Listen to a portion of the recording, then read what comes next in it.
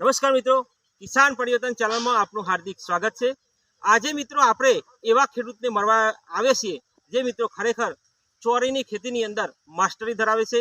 કેવી રીતે ચોરી કરે છે, ક્યારે પાણી વારે છે, કઈ કઈ દવાનો ઉપયોગ કરે છે, કયા કયા ખાતરનો ઉપયોગ કરે છે અને શરૂઆતથી મળીને વધુમાં વધુ કેટલું ઉત્પાદન મળે છે તે આપણે જોઈશું અને ક્યારે વાવે છે એ પણ સમજવાની વાત છે। તો તમામે તમામ માહિતી તમને આ વિડીયોના માધ્યમથી આપવા માગું છું। પહેલાં થોડું આપણે રિઝલ્ટ જોઈ લઈએ મિત્રો। અહીંયા તમને રિઝલ્ટ બતાવું કે જુઓ, હવે સિંગ બેસવાની શરૂઆત થઈ ચૂકી છે, બરાબર। અને આખા ખેતરનું મિત્રો રિઝલ્ટ જુઓ, શેક સુધી આખા ખેતર તમે જોઈ લો, શેક સુધી આ બાજુ પણ જોઈ લો, બરાબર છે। અફલાતૂન મિત્રો રિઝલ્ટ છે, કોઈપણ જાતની રોગ જીવાત, કોઈપણ જાતનો રોગ નથી। અહીંયા શેક સુધી તમે જોઈ શકો છો આખું ખેતર, બરાબર છે। ટોટલ માહિતી તમને વિડીયોના માધ્યમથી બતાવીશું અને થોડું ફરીથી એક રિઝલ્ટ જોઈ જુઓ મિત્રો। આ ડૂંખ હવે તોડવાની થઈ ચૂકી છે, બરાબર છે। અને જુઓ છોડની ઘટા જુઓ મિત્રો, કેટલી ફૂલો ફાલ્યો છે, બરાબર। અને કેવી રીતે આ ખેતી કરી છે એ તમામે તમામ માહિતી તમને આ વિડીયોના માધ્યમથી મળી રહેશે। તો આપણી સાથે છે ખેડૂત મિત્ર। નમસ્કાર। નમસ્કાર। તમારું પૂરું નામ જણાવજો।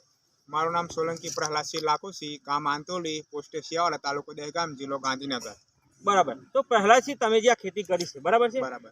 તો આજે કયું જે છે એ કયું બિયારણ છે? આ બિયારણ ફાઇકસ સુનંદા, બરાબર, સુનંદા ચોરી છે। આજે આ ચોરીને 11/2/2026ના દિવસે પહેરી હતી। આજે 2 મહિનામાં 3 દિવસ બાકી છે, હજુ સુધી કોઈ પાણી અંદર વાર્યું નથી। પાણી ઓછું આપવાથી ચોરીમાં કોઈ રોગ જીવાત આવી શકતી નથી। બરાબર। હવે પહેલાથી તમે વાત કરી, બરાબર, કે જ્યારે તમે ગારવણ કર્યું, હા, ત્યારે એ વખતે કોઈ પણ પ્રકારનું કોઈ ખાતર નાખેલું? કોઈ ખાતર બાતર કોઈ કશું ખાતર આપેલું નથી અંદર, બરાબર। એના પછી આજ સુધી પાણી વાળેલું જ નથી, બિલકુલ પાણી વાર્યું નથી। મિત્રો જો આ પાણી વાર્યું નથી, આ જુઓ જોઈ લો માટી હજુ સૂકી સુધી। માટી અને અહીંયા પણ તમે જુઓ કે સળિયા પાડેલા હોય ને પાણી વાળેલું હોય તો તમે જોઈ શકો છો નથી વાળેલું મિત્રો। આ સાબિતી રૂપે અમે તમને આ માટી બતાવીએ છીએ, બરાબર છે। તો પહેલાથી ખરેખર આટલા દિવસ સુધી ઘણા ખેડૂત મિત્રોને એવું લાગતું હશે કે આટલા દિવસ સુધી તો ચોરી ધક્કો ના રાખે એમ પાણી સિવાય। ખેડૂત મિત્રો, ગારવણ કરવાથી ચોરીના મૂળ બિલકુલ ઊંડા બહુ જાય છે, એટલે પાણી લગભગ 50-55 દિવસે તો નહીં અંદર વાળો તો કોઈ વાંધો આવ્યો તો છોડ બિલકુલ હુકાય નહીં, બરાબર। એના લીધે બિલકુલ રોગ જીવાત આવી શકતી નથી, બરાબર। તો પહેલાથી તમને આવી ખેતી તમે કેટલા વર્ષથી કરો છો? લગભગ 10-15 વર્ષથી અમે આ જ રીતના ખેતી કરીએ છીએ। જે કોઈ ખેડૂતને ખેતી કરવી હોય તો આપણે માહિતી આપવા તૈયાર છીએ, બરાબર। તો જ્યારે પણ તમારો આ પહેલો વારો આવશે, બરાબર, શરૂઆતમાં તો કેટલું ઉત્પાદન નીકળશે એવું તમને લાગે છે? પહેલો વારો લગભગ 50-60 કિલો નીકળશે, બરાબર।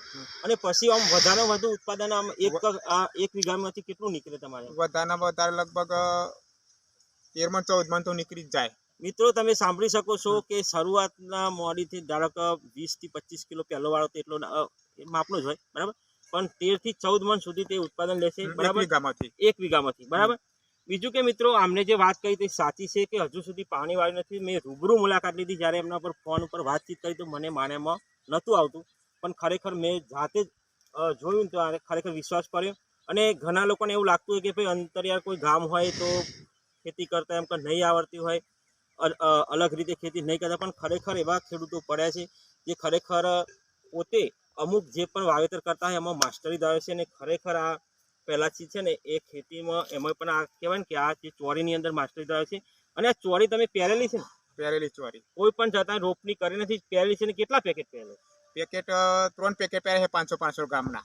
મિત્રો વિચાર કરો કે ફક્ત 500-500 ગ્રામના 3 પેકેટ પહેરેલા છે, એટલે આમ નોર્મલ ગણવા જઈએ તો એમનો 700 થી 900 રૂપિયા ખર્ચો થાય, બરાબર? 700 થી 900 તો ફક્ત મિત્રો 700 થી 900 રૂપિયાનો ખર્ચો કર્યો છે ને અત્યાર સુધી કોઈ પણ દવા તો કોઈ પણ ખાતરનો ખર્ચો કરેલો નથી, બરાબર ને?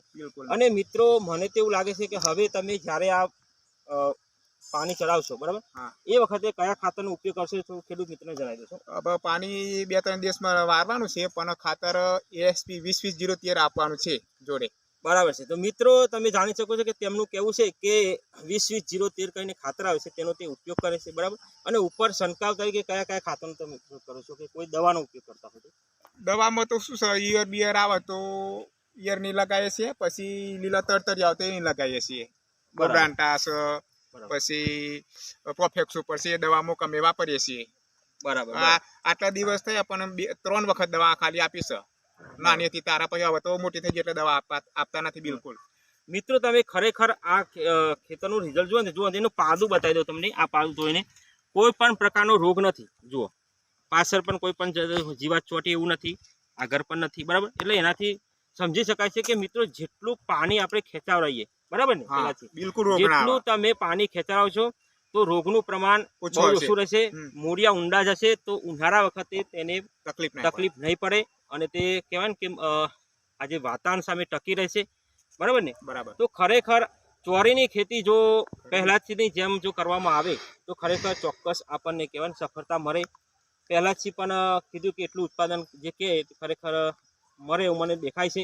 કારણ કે આખા ખેતરની અંદર એટલું ભરાવદાર ખેતર થઈ ચૂક્યું છે કે ખરેખર આમ કે અહીં આવીને આપણે જમવું હોય, બેસવું હોય ને તો આમ આનંદ થાય એ રીતનું ખેતર બનાવેલું છે. કોઈ પણ જાતનું નિંદામણ પણ અંદર છે નહીં. બરાબર. તો મિત્રો આવી કોઈ પણ પ્રકારની તમારી માહિતી જો જોઈતી હોય ને તો મારી જે યુટ્યુબ ચેનલ છે, બરાબર, એનું નામ છે કિસાન પરિવર્તન ચેનલ. એ ચેનલને લાઈક અને સબસ્ક્રાઈબ કરી લો, જેથી કરીને આવી તમે ક્યાંય ના સાંભળી હોય તેવી તમને માહિતી એક આપણે કહેવાય કે ગામડાના અંદરના ખેડૂત તમને આપશે ને ત્યારે તમે વિચારશો કરશો કે ખરેખર આપણે 5 વર્ષ 10 વર્ષથી ખેતી કરતા હોઈએ છીએ પણ એ પ્રકારનો અનુભવ નથી. એ અનુભવ આપણને આ વિડીયોના માધ્યમથી મળે છે. તો ખરેખર પહેલાંથી તમે જે પણ માહિતી આપી, સાચી માહિતી આપી, બરાબર, એ બદલ તમારો ખૂબ ખૂબ આભાર. ધન્યવાદ.